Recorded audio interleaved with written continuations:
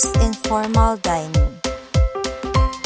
When the guests arrive, check the place cards for seating arrangement and assist the guest.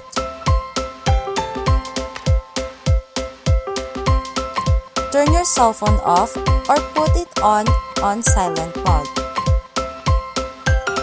Shake hands firmly with everyone and avoid sticking only to people you already know. Smile and be pleasant to everyone. For those you are meeting for the first time, be prepared to present your business card. Get acquainted with everyone at the table. If the meal arrangement is a buffet, wait for the host to invite everyone to the buffet table. If the meal arrangement is a la carte, consider the menu price and order reasonable. Sharing large portion is acceptable if the group agrees. Keep your napkin on your lap. Chew your food quietly with your mouth closed.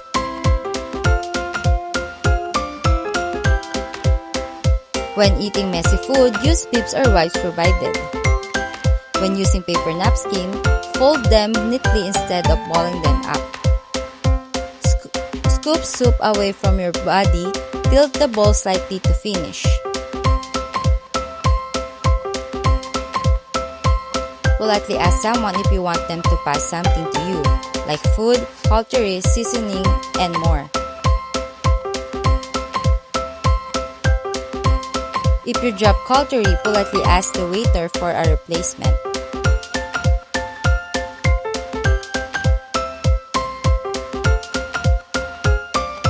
When finished with the dish, place your fork and knife in the 4 o'clock position. Use serving spoons, forks, or tongs when getting food.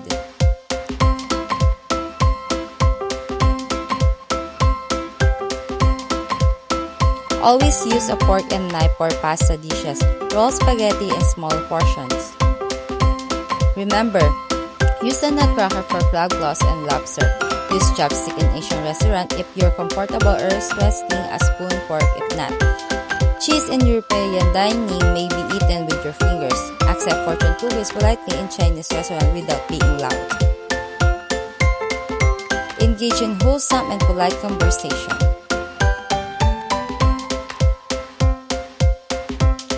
It's acceptable to request a brown bag for leftovers, but not informal diners. Thank the host for the meal. If paying, discreetly place money or credit card in the bill fold.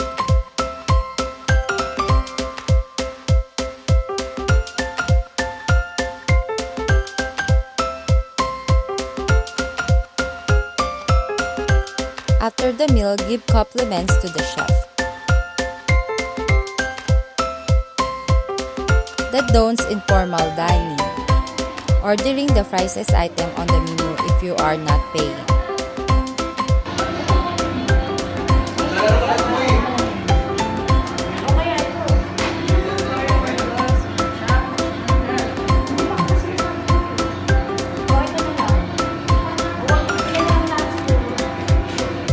Staring at anyone as it is considered rude.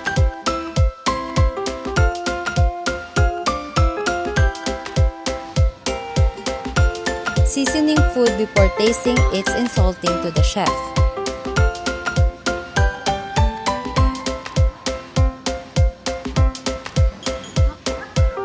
Talking too loudly or with your mouth full.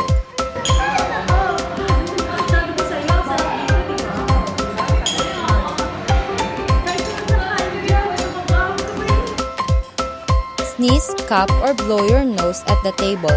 Excuse yourself to the restroom. Playing with food or cutlery.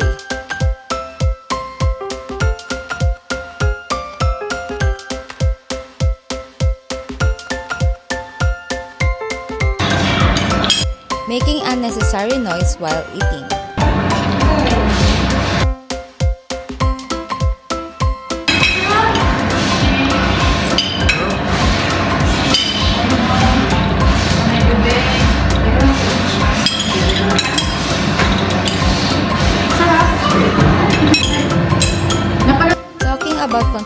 controversial or highly sensitive topics during the meal. Ano ba nangyayari sa ano natin? Pilipinas natin. Nakakahiyak kung buhayan. Diba? Eating with your fingers unless the food is specially finger food, like pizza, fries, and more. Putting elbows on the table or slouch.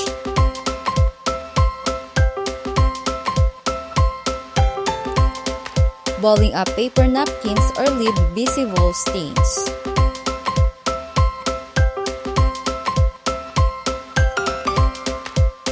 Tilting back your chair or leaving it messy while at the table or when leaving.